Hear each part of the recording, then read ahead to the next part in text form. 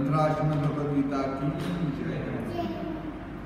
ओम अज्ञानतिमिरान्धस्य ज्ञानाञ्जनशलाकया चक्षुरुन्मीलितं येन तस्मै श्रीगुरवे नमः। श्रीचैतन्यमनोभीष्टं स्थापितं येन भूतले स्वयं रूपः कदा मह्यं ददाति स्वपदान्तिकं। वन्देऽहं श्रीगुरोः श्रीयुतापदकमलं श्रीगुरुर्वैष्णवांश्च श्रीरूपं साग्रजातं शरणारघुनाथान्वितं तं सजीवं साद्वैतं सावधूतं परिजनासहितं कृष्णचैतन्यदेवं श्रीराधाकृष्णपादान् सगणललिता श्रीविशाखान्वितांश्च। हे कृष्ण करुणा सिन्धु दीनबन्धु जगत्पते गोपेश गोपिकाकान्त राधाकान्त नमोस्तुते। तप्त काञ्चन गौराङ्गी राधे वृन्दावनेश्वरी वृषभानुसुते देवी प्रणमामि हरिप्रिये। वंशकल्पतरुभ्यश्च कृपासिन्धुभ्येव च पतितानां पावनेभ्यो वैष्णवेभ्यो नमो नमः। जय श्री कृष्ण चैतन्य प्रभु नित्यानंद श्री अद्वैत गदाधर श्रीवासादि गौरभक्तवृंद। हरे Krishna Krishna Krishna Hare Hare Hare Ram Ram Ram Hare Hare.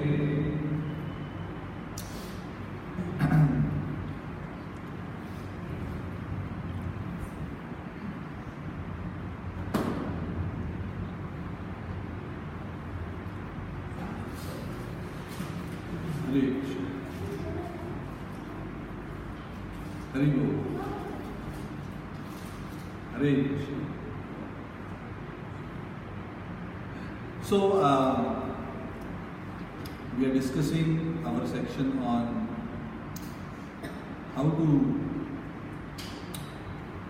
incorporate into our Kali Yuga lives the principles of Bhagavad Gita in a way that is actually practical,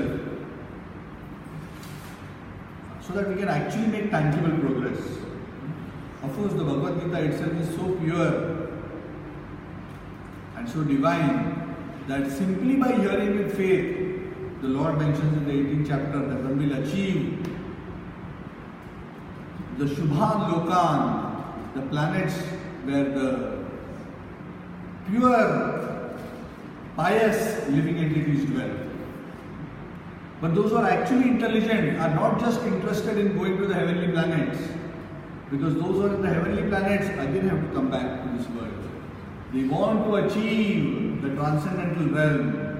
They want to develop pure devotion, so that having crossed the ocean of samsara, being free from the cycle of birth and death, we can actually achieve Krishna's lotus feet.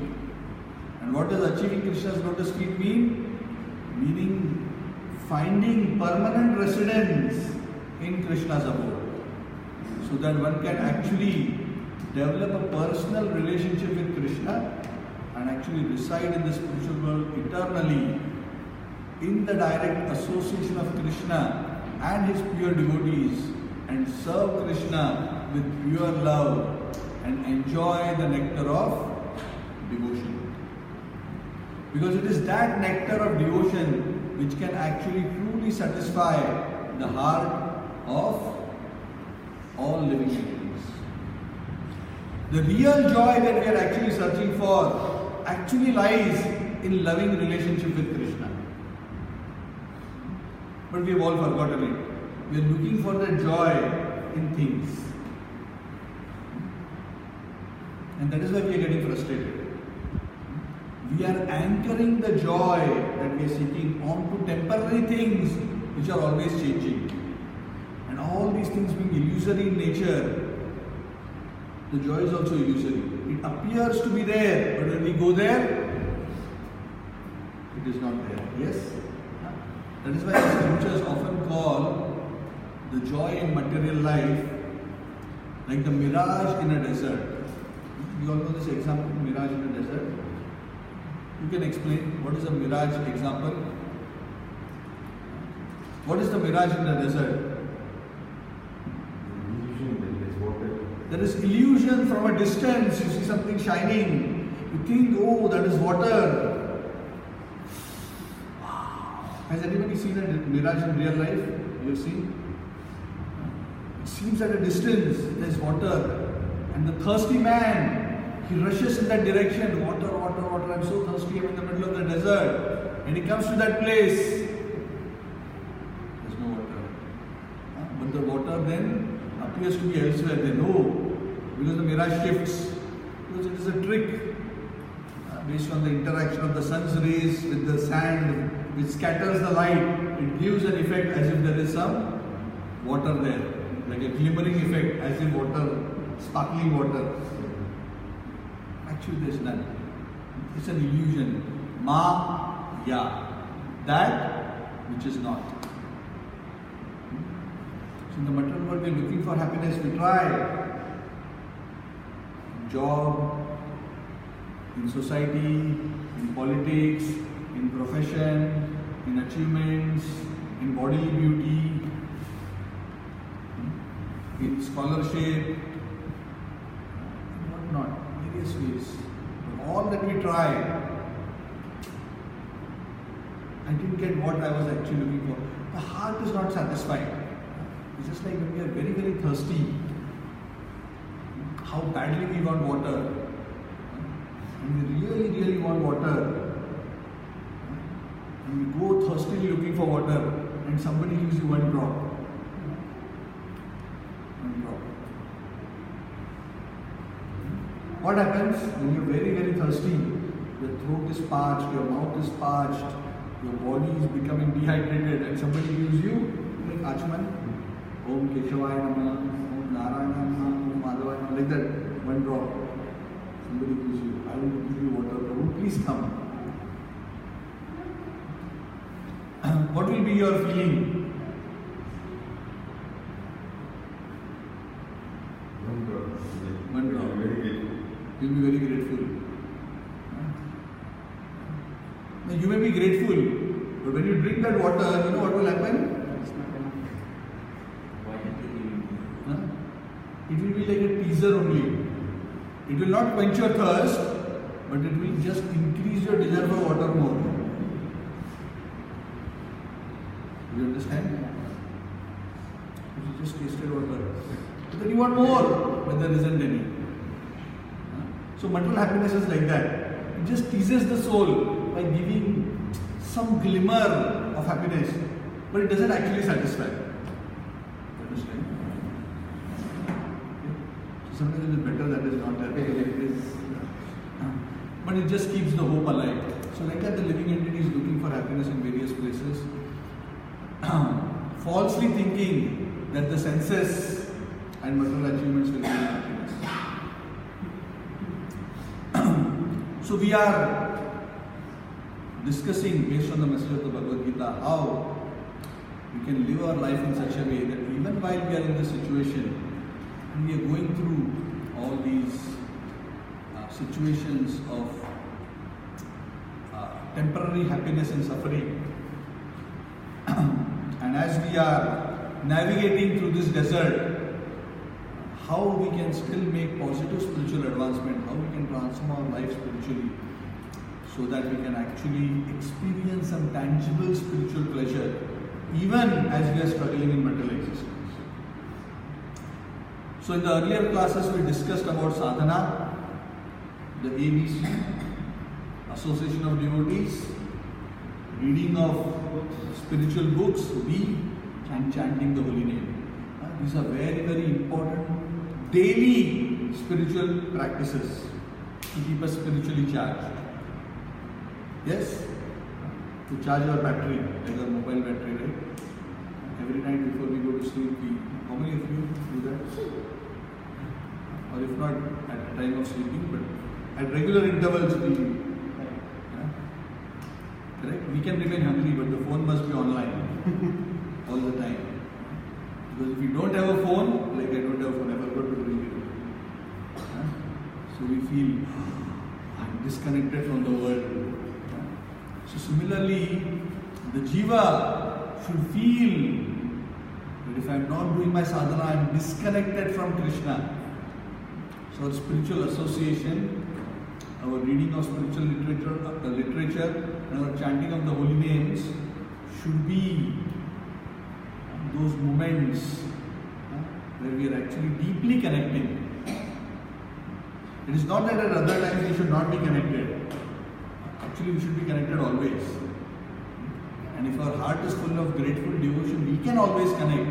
But in our neophyte stages, we are struggling. At least at the times of the sadhana, we should try to find a deeper connection. When we find that deeper connection, we can get charged. And when we get charged, we feel spiritually enlivened. And when we are spiritually in a higher consciousness, we can actually deal with the world in a much better way. What does dealing with the world in a better way mean? Dealing with the world in a better way means we can overcome the temptations that the material world will face to us. With detachment, without being affected. Do this, buy this. I am satisfied in my positive experience of the grace of the Lord. I am feeling so happy. Is that possible to everyone? Yes. Yes, it is possible for everyone. But you have to connect to be able to experience. And when you experience, you feel so full. So does karma influence over here? No. Through the process of devotion, one can overcome all one's past karmic debts. Karma has nothing to do with the experience of devotion. No matter what your karma is, the strength of devotion is such that even though because of karma you have to go through various situations, if your heart is full of devotion, all these other situations will be so trivial that it will not impact you. So the example is given in the Bhagavad Gita, there are very beautiful words. That just like many rivers flow into the ocean, but the ocean doesn't get disturbed or agitated with the flow of so many rivers putting their water into the ocean. Similarly, in the same way, even though so many material desires and situations come into the life of a devotee, they fail to disturb the devotee because his heart is like an ocean full of the grace of God. He is experiencing such a higher pleasure that all these other things, even if they come, they fail to disturb him. You understand? So gradually, as we cultivate devotion, we will experience that stage where we always feel that connectedness. Because we feel that connectedness, we are unable to be disturbed by one's material conditions. So that is about sadhana, which is one limb. The other aspect which we were discussing in detail last time was about the D, which is diet and deity worship. And we spent quite some time discussing about the diet, how it is so important to have a sattvic diet. But it's not just about having a sattvic diet. That food has to be offered to Krishna and then eaten as prasad. And we went through how that offering is done in a very simple way. How through such a simple transaction, ordinary banana becomes prasad. Yes, and by eating that banana, not only we get material nutrition, but we get spiritually enlivened. Because that banana is charged or imbued with Krishna's grace. What is the word for Krishna's grace? What is the word for Krishna's grace? Prasad. Prasade sarva dukkhanam. Krishna says, by my prasad, all the dukkhas will go away. When one's heart is full of that blessing of grace, all other Just like sometimes one becomes so happy, he forgets to even eat and do his other things. Even though he's hungry, so happy, so excited. Eat, no, so this. Correct? Yes? This one is so overwhelmed with joy that all other needs and difficulties appear insignificant. Yes? So why experiencing this prasad of the Lord, one attains such a consciousness? So one is sadhana and the other is the lifestyle, how we lead our life in such a way that we can always be Krishna conscious.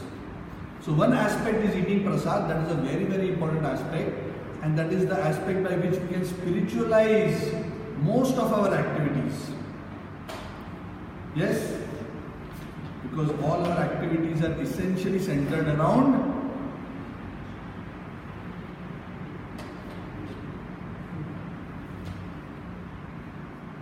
the tongue and the belly. Like in Hindi there is this phrase, Papi Pet Ka Sawal Hai. It is all about my rice bowl. How I will get my next rice bowl.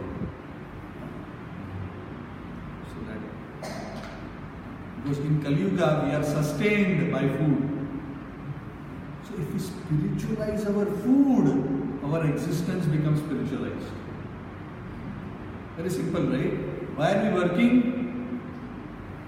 For food only. Yes.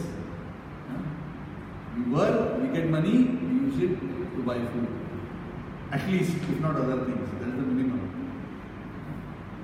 So those who are working, they are working for food.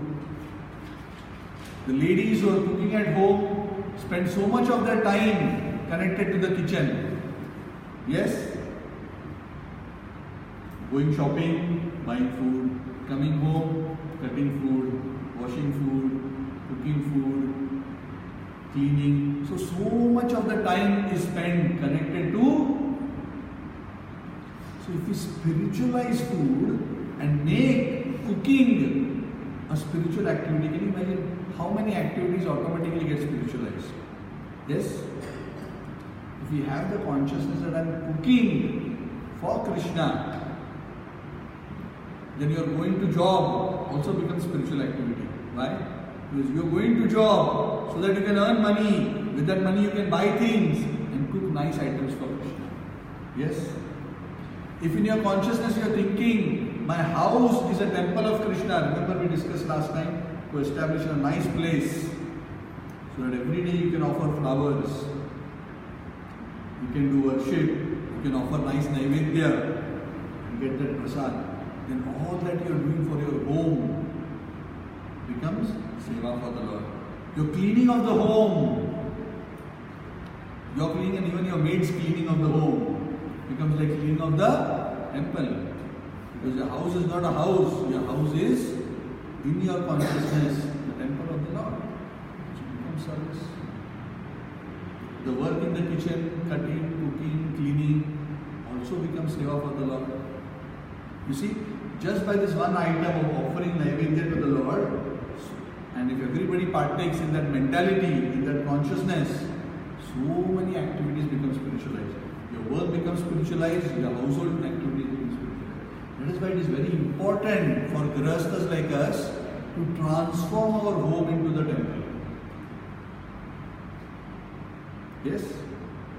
So what does this transforming the home into the temple mean? Okay, some recap and then we'll discuss a few additional items. One, first thing, give Krishna a prominent place in your house. Okay? Not the most dark, unwanted corner. Prominent place. Have a nice altar. Have nice pictures or deities of the Lord. One. Worship them with faith and devotion regularly.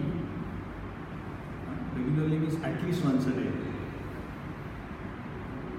In most homes, Vedic homes, the Lord is worshipped at least twice a day. Yeah, but at least once a day. When we talk about worship, Worship involves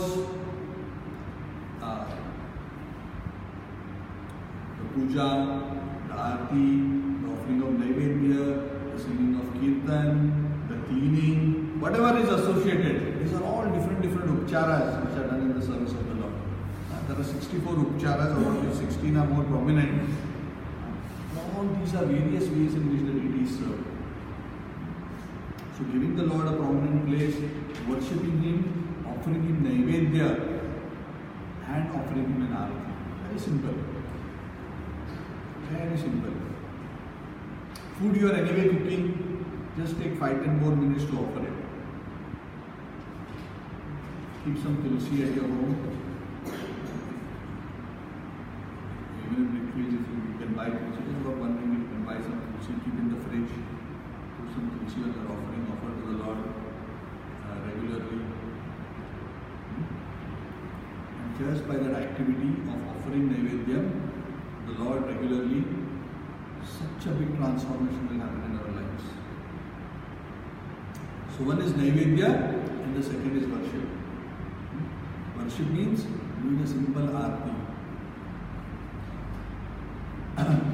So by these simple activities, one can actually make one's home like a... Sometimes even if you find it is difficult to do an aarti, later we will go through a simple process of how an aarti is offered. Even if we are struggling to do an aarti, let's say in the morning you do an aarti, evening, even if you don't want to do an elaborate aarti, just sing some kirtan in front of the Lord. In fact, the Lord enjoys singing kirtan more than the aarti. Because in kirtan we are actually offering our hearts to the Lord in the form of beautiful praise of the Lord's divine being, form, qualities, pastimes. Yashomati Nandana Braja Varunagar Gokula Janakana. Oh Krishna, you are the son of Yashoda, you are the son of Nanda, you are the one who gives pleasure to your various devotees. Gokula Ranjan, who is dear to all the residents of Gokul. So by remembering and chanting these various names, one recollects the various pastimes. And if one sings with faith and with attention, it's such a beautiful offering of the heart. Sumana. You know what is Suman? In Sanskrit, flower is called Suman. You offer flower to the Lord, but not actually Suman. Suman means a beautiful mana. Offering of the heart, a beautiful heart, with beautiful thoughts of devotion and sincere service offered to the heart of the Lord. Can be even through just simply singing for the Lord, the devotion. Prabhupada would say, if you have nothing else, just sit down with your family in front of the altar and sing the Hare Krishna Mahamantra for a few minutes. Easy or difficult? The easy part is the singing, the difficult part is to get everybody together. We do that every day. My children come every day when we are in the night, when we put the Lord to sleep, we get together and we sing. Correct, Shyam? Wherever we all get together, sing for a few minutes in front of the Lord. Yes. In the morning, we do aarti, do offering of naivedya. So in that way, very, very simple way, a few minutes in the morning, a few minutes in the evening, one can actually attract the blessings of the Lord. Hare Krishna. Namaste. Hare Krishna.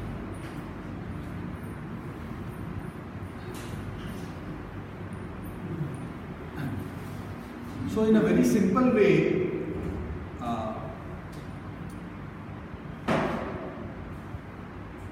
one can actually transform one's life and make it spiritual with a very, very simple,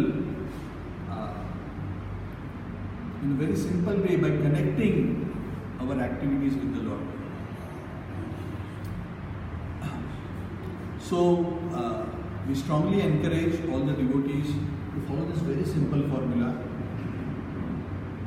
by which one can actually follow the Lord's key instruction. Man mana bhava madbhakto madhyaji mam namaskuru. Madhyaji means worship me. Mam namaskuru. Man mana, think of me. How do you think of him? And also by so many other activities. Bhava madbhakto, become my devotee.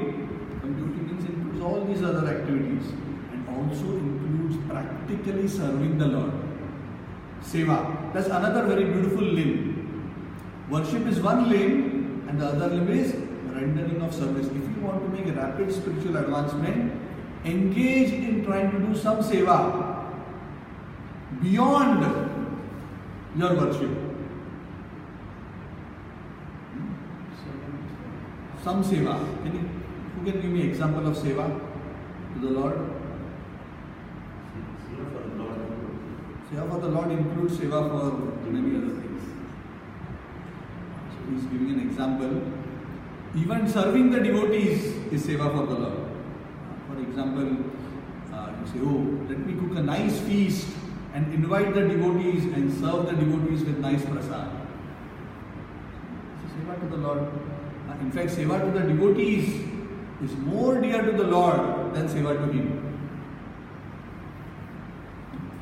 Krishna says in the scriptures, Mad Bhakta Puja Bhyo Adhikaha.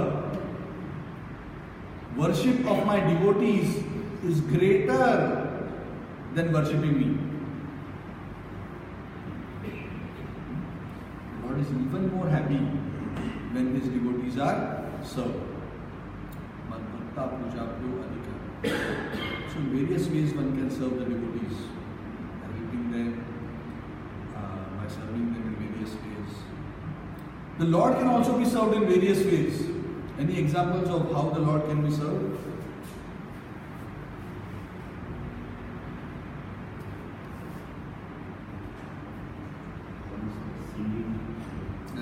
Huh? One can sing for the Lord. What else? Cook for the Lord.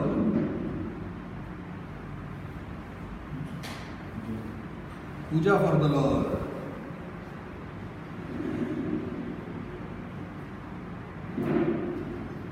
Can you be more creative? Actually, there are unlimited ways you can serve the Lord. Okay. Vasu is serving the Lord today not only by hearing class but also by recording the class and uploading it on YouTube. Yes. Shalini ji is serving by setting up this table, by arranging for the books. Some of you are helping by arranging the chairs. Is that also not seva? Also seva. I am trying to serve by speaking about the Lord, and you are rendering service by hearing about the Lord. That is also seva. Distributing books of the Lord is seva. Helping others to connect with the Lord. Of course, the Lord says, right? If you share knowledge about me, that seva is very, very dear to me. So He encourages that service. Yes, of course, that service is very dear. So by distributing books of the Lord, by speaking to others about Krishna and attracting them to Him, these are all services which are very dear to the Lord. Sometimes, Krishna explains this in the 12th chapter, even if one directly doesn't engage in service, if he provides money and resources for service, that is also service.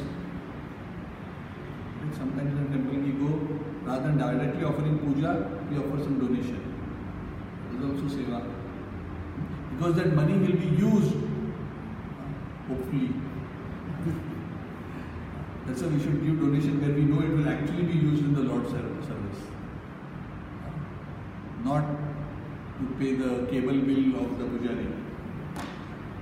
Cable TV bill of the pujari.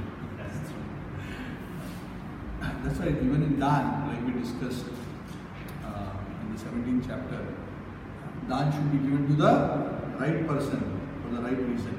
It's also very important. So there are unlimited ways in which the Lord can be served. Any other creative way you can think of?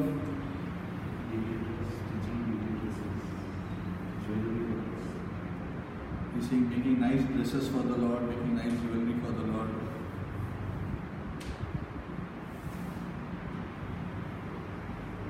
Any other thing? In a creative way.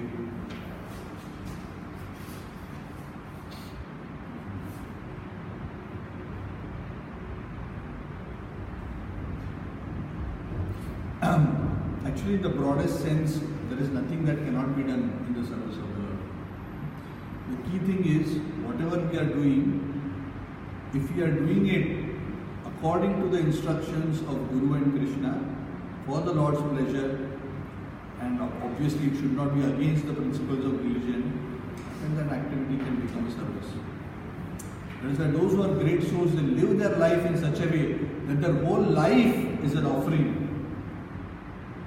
to the Lord's service. So actually, if the main objective of our life is to develop pure devotion to Krishna, we accept the principles of the Bhagavad Gita, we accept the guidance of the spiritual master and the devotees, and we make a sincere attempt to live our life according to the instructions of Guru, Sadhu and Shastra. Even though we may be struggling, but if we are sincerely making that attempt with all our capacity, then such a life is considered a glorious life, a sublime life which is offered to the Lord. And the Lord says, whoever approaches me like that, very quickly I deliver them from the ocean of birth and death. Tesham aham samuddarta mrityu samsara vartmani bhavami nachirat partha maya veshata chetasa. Those whose minds are attached to me, very quickly I become their deliverer from the ocean of birth and death. So please follow these very simple but very sublime practices. Regularly associate with devotees, read the scriptures, chant the holy name, worship the Lord in your home by offering the Lord Naivedyam and consuming prasad, and worship Him regularly in your home. And as one cultivates this consciousness, not only one will feel spiritually enlivened, but gradually, through the regular cultivation of this process, one will be able to see everything in connection with Krishna.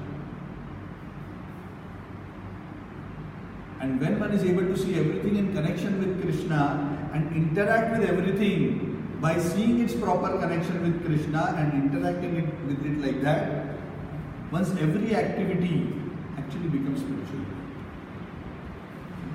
This may sound too far out, but this is actually practically true.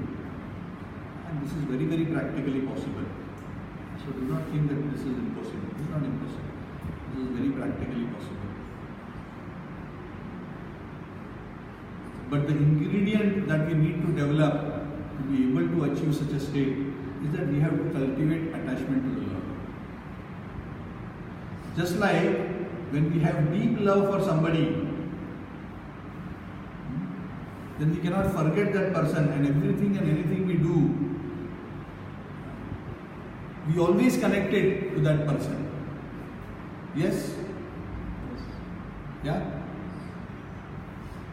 Okay? You know, like a mother has so much love for a child. She cooks something nice and the child is not there, she will think, oh, my child loves this dish so much. How I wish she was at home that I could have served. Sometimes the wife will think like this, oh, so nice. My husband really loves this. Correct?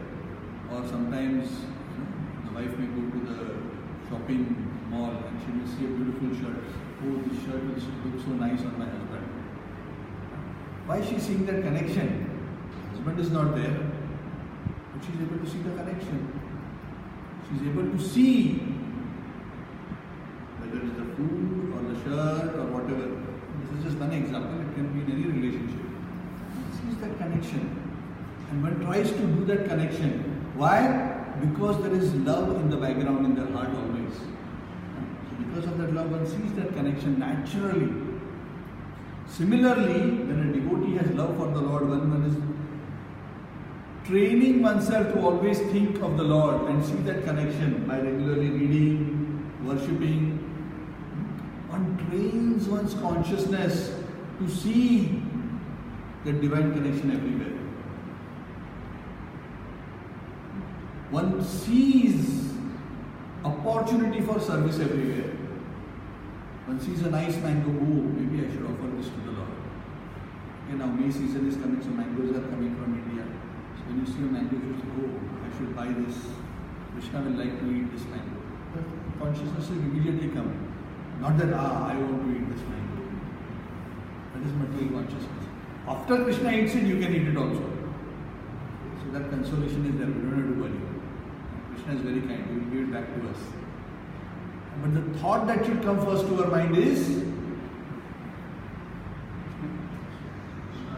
in the initial level when we practice, we will think, oh, I want to eat this mango, but I also have to offer.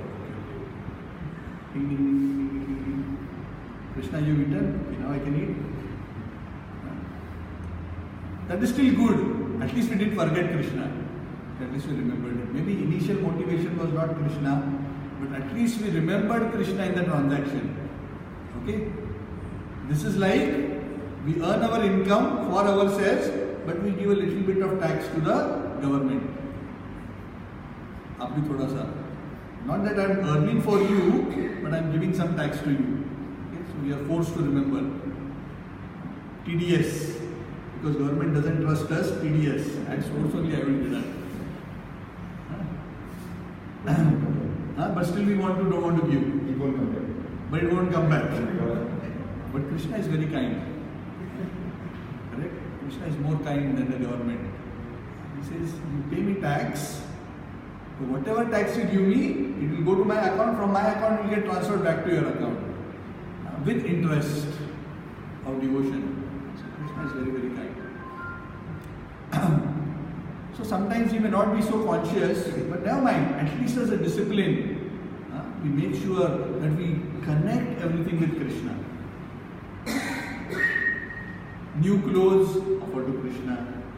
New car, try to use in Krishna's service. Somehow do it. As we evolve in consciousness, it will not be that I want to eat the mango and that's why first I have to offer to God. The thought will come to your mind first. This is so nice. I must offer this to the Lord. The thought of enjoying the mango will not come in your mind. The thought of offering it to Krishna will come in your mind. And what will be the next thought? Let me now see how Krishna has enjoyed this mango. And as you are eating and tasting the mango, the thought that will come in your mind will not be that the mango is so nice. The thought that will come in your mind is, oh, how Krishna must have enjoyed this mango is tasting so nice. Okay, and I'm not to say, this will actually happen. Okay, this will be the meditation which will come naturally if you have affection for the Lord. And I'm not talking about a state where about very high pure devotees. This is practically possible for the sadhakas also to actually cultivate this consciousness. This is very much real. And when one does like that, the beauty is not only is everything spiritualized, so the mango is still there. It's still you're only eating the mango. But in that whole transaction, that whole meditation is so beautiful. And it gives you so much pleasure to your heart. Yes. Or some flowers that you have offered as a garland to the Lord, and you take that and you're putting it on. So much, such a wonderful feeling. This flower has been offered to Krishna. As you are smelling the aroma of the flower, you are actually smelling Krishna's grace. And when you are smelling the flower, you are actually not just having a wonderful experience of good smell, but you are taking in Krishna's grace in the form of smelling the flower that is offered to the Lord. So it's a very, very wonderful meditation.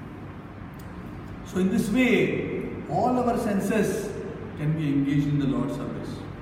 That is why in the scriptures, very beautifully, the process of devotional service is defined as the process of engaging one's senses in the service of the Lord of the senses. Who's the Lord of the senses? Rishikesh. You know who's Rishikesh? You know Rishikesh? It's a place. Huh? It's a place. It's a place. It's also a place. What is Rishikesh? Whose name is Rishikesh? Krishna's name is Rishikesh. Huh?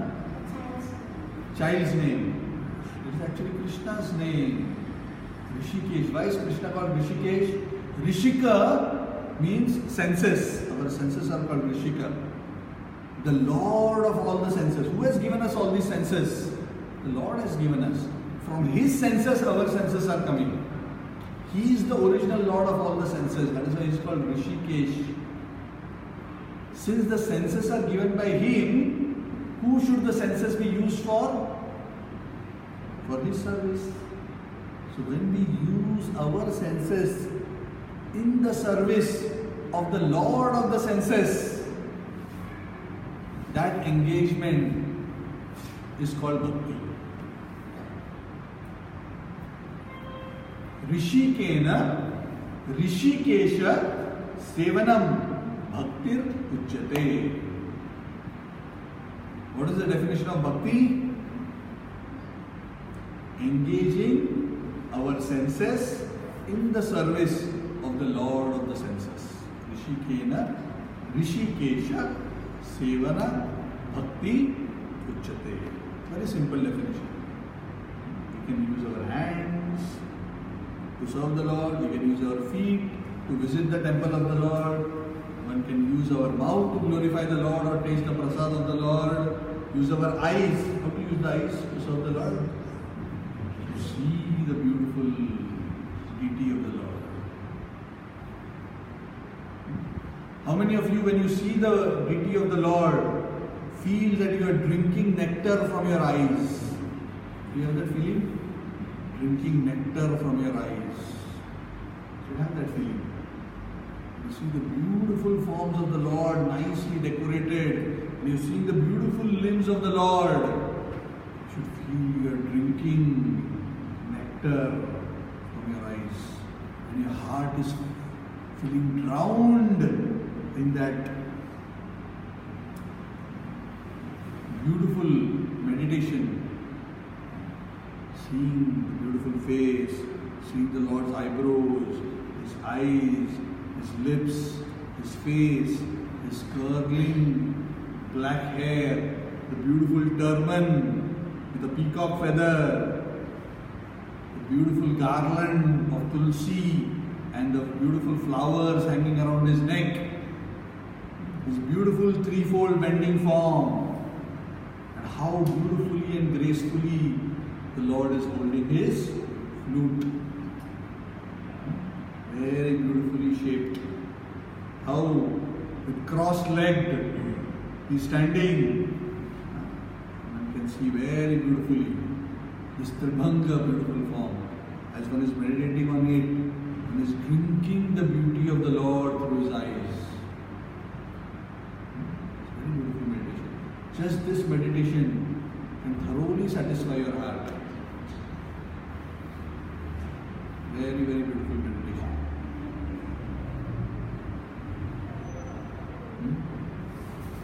Correct? Yes? How many of you have had this experience?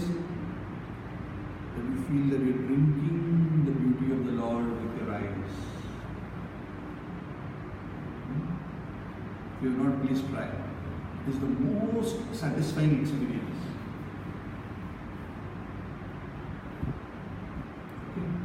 How to drink that? What is the ritual to drink that?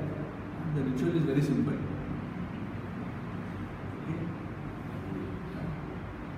Just meditate with great devotional sincerity on the beautiful form of the Lord. And when that experience will come, you will know yourself. Nobody has to tell you.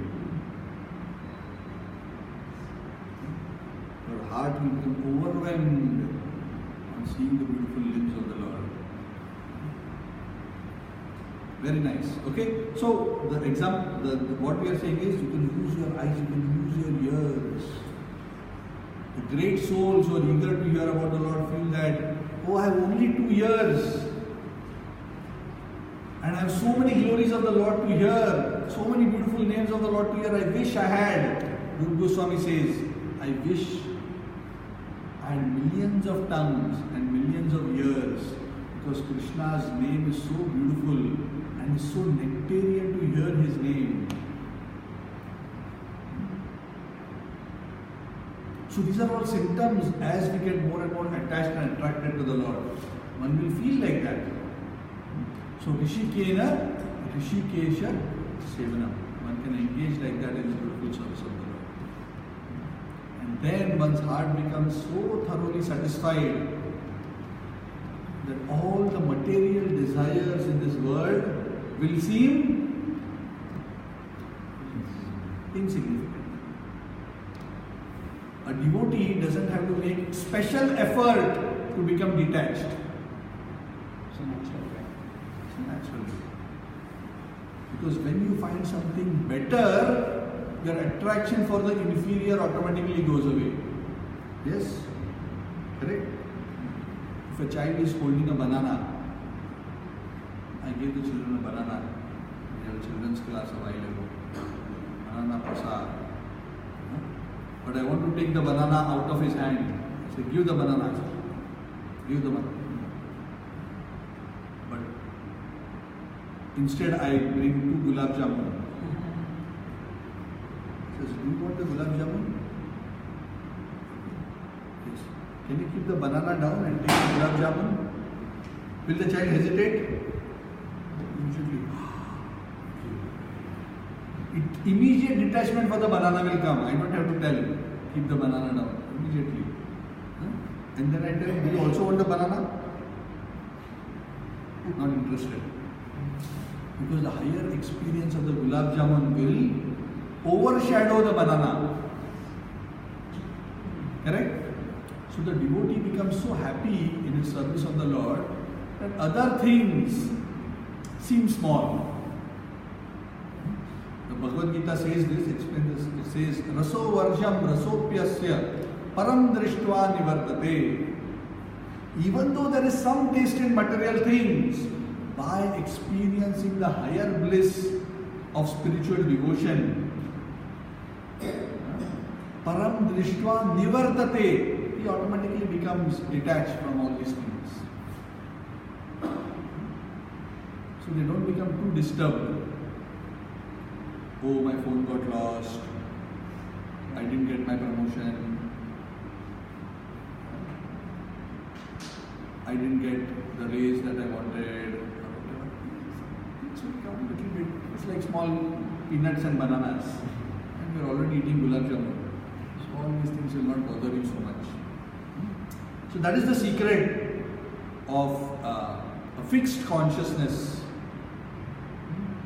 Prajahati yada kaman sarvan partha manogatan atmanneva atmanah tushta sthita prajnastadochyate.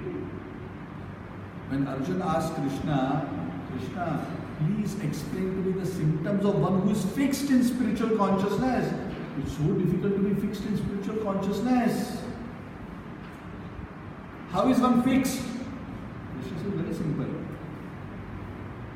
When one is experiencing that higher pleasure of spiritual realization, automatically the material desires in the heart will burn off. Prajahati yada kaman, all the kam will be burnt out as insignificant, will be seen as trivial. Yes, like small children sometimes will take their toys very seriously. when a child grows up, he sees all these toys as very trivial things. The toy breaks also, the grown-up man doesn't cry. The child will cry.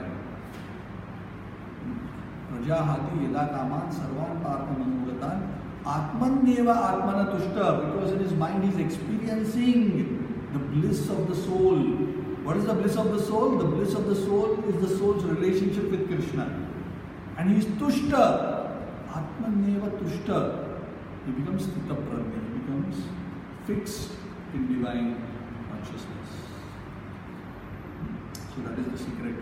So the key message at the end is, with a full heart one must practice this very, very simple but very, very powerful process of devotional service. And it's very simple, following the Lord's instruction, man manabha mad bhakto madhyaji mam namaskuru.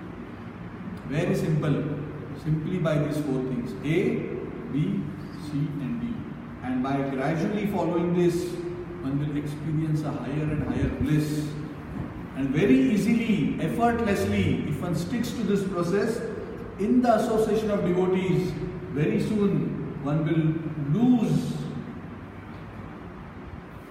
all the unwanted things in the heart and become firmly fixed in devotion to the Lord. Raso varjam rasopyasya param drishtva. Any questions? Any comments?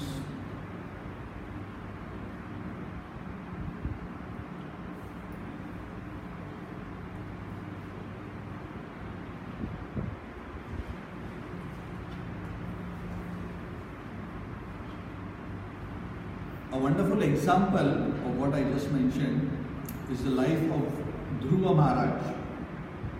You heard about the story of Dhruva? Yeah. So Dhruva, as a little boy, he wanted a kingdom greater than his great-grandfather, Lord Brahma. So he went to the forest to meditate on Lord Vishnu. He wanted something material. But once he cultivated his relationship with the Lord by meditating on the Lord, he experienced such a great divine happiness that when the Lord actually appeared in front of him and said, Dhruva, ask what you want. He said to the Lord, oh Lord, I'm just paraphrasing this. He said to the Lord, oh Lord, now that I have got you and devotion for you, what is there to ask? I have you in the form of such a precious jewel. I was previously searching for broken pieces of glass. He actually says this. I was searching for broken pieces of glass, but I have found the priceless diamond. You know why broken pieces of glass? Why he says broken pieces of glass? Because it's small. Huh? It's categorized just like a diamond does. It looks like a diamond. Okay, that is one reason. And one more reason. It is temporary. One more reason. It looks like very small. One more reason. All these reasons are correct. There is one very important thing which you are all forgetting. The glass can completely diamond. A broken piece of glass is very dangerous. I just broke one plate in my home today. Actually, I didn't break, my son broke it. When glass breaks, even if the glass may seem attractive, shiny, picking up it also very dangerous. If you don't pick it up carefully, if you don't handle it carefully, the broken piece of glass can actually cut you. So material attractions are like that. They look like diamond, but when you pick it up, if you're not careful in handling it, it can actually cut you. So he's saying, I was looking for, running after broken pieces, I was looking for a kingdom. But does a kingdom, even if he gets it, is it going to give him just happiness? Do you think all the kings are very, very happy? Do you think all the actors, Bollywood, Hollywood actors are happier than you? Do you really think? All these pieces of glass, they shine, but they also cut. Nothing in this world comes free. Everything has a price to pay. The higher you get, there is a higher corresponding price. For every coin, there is a head and there is a tail. Nothing is free. Big position comes with big anxiety. Always. Always. Big fame comes with big restrictions. Correct? A lot of issues with everything you achieve in the material world. So, Dhruv Maharaj says, I was looking for a broken piece of glass, but now I have got a priceless diamond. Now why should I bother about the piece of glass? But Krishna was so kind to him, he said, yes, I want to give you a diamond also, and you can also keep the kingdom, no problem. He said, no, I don't want. No, I want to give you kingdom, you will be happy. Because for all time to come, people should not think I did not give you the kingdom. And not only that, I want you to serve. Because you are a great soul, I want you to rule over the kingdom in a righteous manner. Because you can be the best ruler, because you are a devotee. Correct? By your example, everybody will learn. So that is another beautiful example from the scriptures. Okay? So, Hare Krishna. So, we are not ended yet. We will do a practical demonstration. We just did about the Naivedya offering last time. So, it will take 5-10 more minutes. I am going to show you a simple process of offering of Arati. Like what I mentioned earlier, a proper elaborate Arati according to the Pancharatrika Vidhi involves quite a few items. It begins by blowing a conch, and one offers dhupa, deepa, arghya, vastra, pushpa, and chamara and gajana, and then again blows the conch. So a lot of items are there. So I'm not going to do a detailed process because many of you are new to the process of Archana. I'm going to show a very, very basic, simple Arati which you can do every day at home. That is the purpose. So if you are already doing a more elaborate Arati, like Sunil Madhav Prabhu will already be doing an elaborate Arati, Praveen Prabhu will already be doing more elaborate Arati. Okay, so please, if you are doing more, please keep that up. But I am going to show you something very, very simple. So we are going to be doing an Arati only with 3 upacharas. Because not all of you will have a Vajan or Chamara at home. Eventually when you go to the holy places you can bring. But 3 upacharas are very simple and the most common, and these 3 you should definitely do. Dhupa, in other words agarbatti, deepa, the lamp, and pushpa, flowers. Just these 3. So today I have prepared only an Arati only with these 3 items. Okay, so I will explain the principle theoretically, then I will do the Arati, you observe me executing this principle. Okay, then I will not speak everything as I am doing, you just observe. So in this Arati, we offer one by one different items. In this Arati we start with, the sequence will be Dhupa first, followed by Deepa, and then the Pushpa. Okay, so please keep the sequence. Sequence, Dhup, Deep, Pushpa. Do Deepa. Okay, just read it first. Dhupa, Deepa, and Pushpa. Fine? Okay. Each of these ingredients actually represent something. There is an element of material nature which is represented when we offer, but I am not going to go into the philosophy today. We can discuss that another day. Like the Dhup represents the earth ingredient, Deepa represents the fiber, so the fire, okay? And so on and so forth. So there are different ingredients that they are representing. So principally, when we offer, we prepare an Arati plate, and one should take 3 or 4 agarbatti sticks, yeah, 1 lamp. In this case, I have used a single lamp. Either a single lamp is okay, or best is if you have a Pancha Arati. But if every day at your home you find Pancha Arati, typically Pancha Arati means there are 5 wicks, the bigger lamp. So in temple often the Pancha Arati is used. But at home if you want to use a single lamp, that's also okay. for an everyday worship. And pushpa, flowers. So one should take a plate, an aarti plate, like you can see here. There are agarbatti sticks there is one lamp, and there are some flowers. So the sequence is like this. First we do Achman, purify ourselves. Yes. And then we do the Aarti. When we do the Aarti, the bell is held in our left hand and all the items are offered with our right hand. Okay. So one by one, we take the item. Assume it's an agarbatti first. After we light it, every item before offering we purify it by sprinkling a drop of water on it.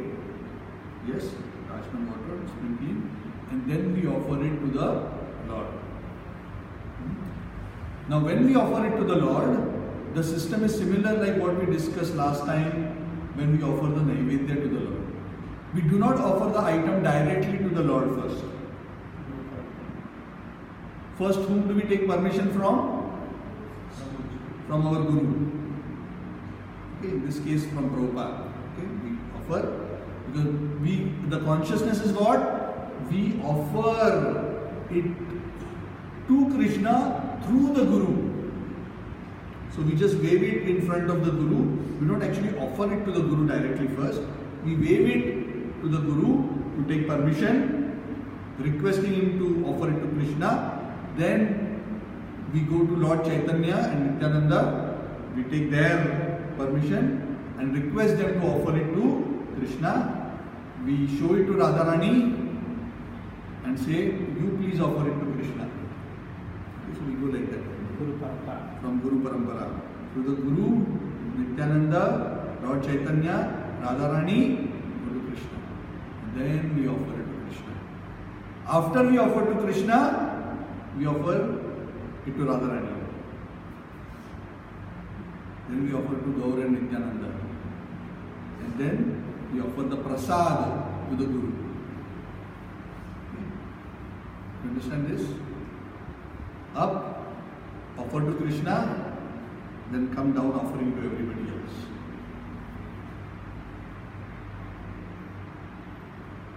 Any questions on this so far? Clear? Okay. There are mantras for offering every item. Right now you do not worry about the mantra. Okay. Or if you want to chant a mantra, when you are offering it to the Lord, you just say Om Krishnaya Namaha. Just say this much. Okay. What to say? Om Krishnaya Namaha. Okay. Those who get initiated, they are actually given the upachar mantras by the Guru at the time of initiation. For example, probably your Guru is given certain upachar mantras which are to be used. There are some bija mantras to be used along with the upachar actually. But right now you do not worry. That have to be received from the spiritual master at the time of initiation. But this is sufficient. You can just say this and offer every item.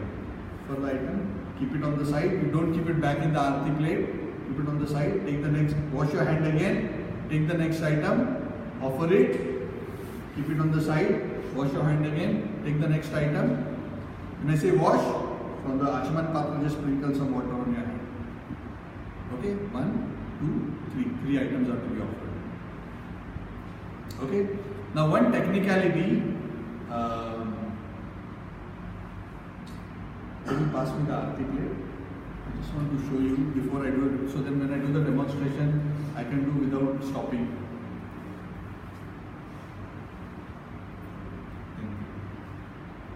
Bring the Achman and the... So this is the aarti plate. This is the Achman Patra. This is the bell. I have flower, lamp, agarbatti. Okay? Fine? Of course you need something to light the lamp. So I have a lighter here. Okay, so first I do my Achman.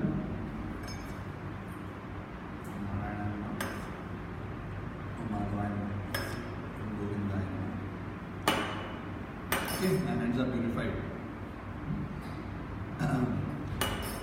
So, bell,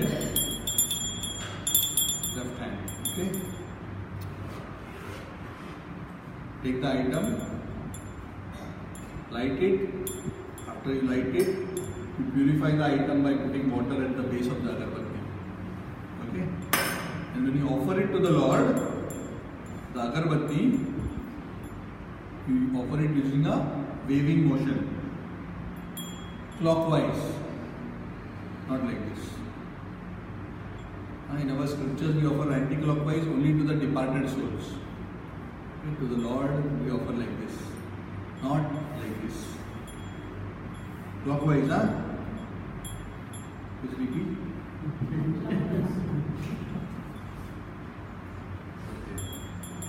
Okay? Clockwise. So, agarbatti, there is a particular recommended number of how to offer or how many times to offer. So, agarbatti we offer around the body of the Lord 7 times. 7 circles. 1, 2, 3, 4, 5, 6, 7. Then move to the next deity. 1, 2, 3, 4, 5, 6, 7. Like that. Okay? And in the beginning, when you take permission, you just wave it in front of the Guru 3 times. Just wave it. So as you are going up, you just wave it 3 times. And the actual offering you do 7 times. Okay? Then when you come down again, 7 times, 7 times, 7 times. Then you offer it 3 times to the spiritual master, or 7 times is also fine. Yeah? As the prasad. Okay? That's the rule for this. Next is what? Lamp. First wash your hand. Actually, after offering, I should not keep it in the plate. I have to keep it somewhere else. Right now, I am just leaving it here because it's not offered. Take the lamp, light it, purify the lamp by putting some water at the base of the lamp. Don't put on the wick. Water on the base to purify it. Then the lamp is lit. Again, you have to follow the same sequence. Okay, take permission from the Guru. Go up by waving it 2-3 times. Gauranga, Nityananda, Radharani, then offer to Krishna. For the lamp, the offering is a slightly more elaborate process. Okay? You offer 4 times to the feet of the Lord. 1, 2, 3, 4. Then offer 2 times around the waist of the Lord. 1, 2. Then offer 3 times around the face of the Lord. 1, 2, 3. After that, you offer 7 times around the body of the Lord. 1, 2, 3, 4, 5, 6, 7. Okay? So again, 4 feet, 2 waist, 3 face. You gradually meditate like that. As you are offering, you are meditating on the feet, meditating on the beauty of the waist, meditating on the beauty of the face, and on the whole body 7 times. Then move to the next deity, same. Repeat the procedure. Or if you don't want to repeat, if you think it is too much, then for the other deities you can just offer 7 times around them. But at least to Radha Krishna you should offer like that. 4, 2, 3, 7. Other deities, if you want to do faster, just offer 7 times around, is also okay. Okay, clear? Okay. Then flowers, also very simple, just like the agarbatti. Follow the same approach. 7 times around the Lord. Exactly same as agarbatti. Again, purify your hand, purify the flowers by sprinkling some water. Okay. Show to Guru, show Guru, Gaura, Nityananda, Radharani. Offer 7 times around Krishna. Then 7 times around Radharani. 7 times around Gauranga, 7 times around Nityananda. Then offer to Guru 3 times or 7 times as Mahaprasad. Okay. Aarti is done. Before Aarti, offer obeisances. After Aarti, offer obeisances. Dandavat. And after worship, beg for forgiveness if you have made any offenses. Okay? Any questions, comments? Any more details or questions you can have, you can always come. And then, you have a question? Okay, so I'll just do a quick demonstration. One more thing. When is Aarti best? Aarti is ideally done after offering of Naivedya. Offering the food, bhoga to the Lord. Immediately after that, an Aarti is done typically. But at home, it is not a must you have to do it in that sequence. At home, suit yourself. But at least do one Aarti in a day. Okay? Ideally 3 times a day, but it is not, most of us is not possible. So at least once a day in the morning is best. Okay? So now I will actually do the Aarti process. I have already offered the Naivedya, so you can join me around the table there. The reason I explained this in detail is because in this case, because there is only one picture with all the pictures, you will not be able to figure out what I am doing. Okay, that's why I explained technically. And I am not going to be offering to all the deities, because if I go in that sequence, we will take half an hour to complete the Aarti. Okay, so I am going to offer to Radha Krishna, Gaurnitai. Okay, Gaurnitai I will do shorter numbers in the interest of time, because we are doing a demo. Okay, but I will do 4, 2, 3, 7 for Radha and Krishna. Okay, the others I will just do 3 times like that. Okay, so you will get the idea. So you can Kirtan we have already done earlier. Actually, we started this Kirtan, so we will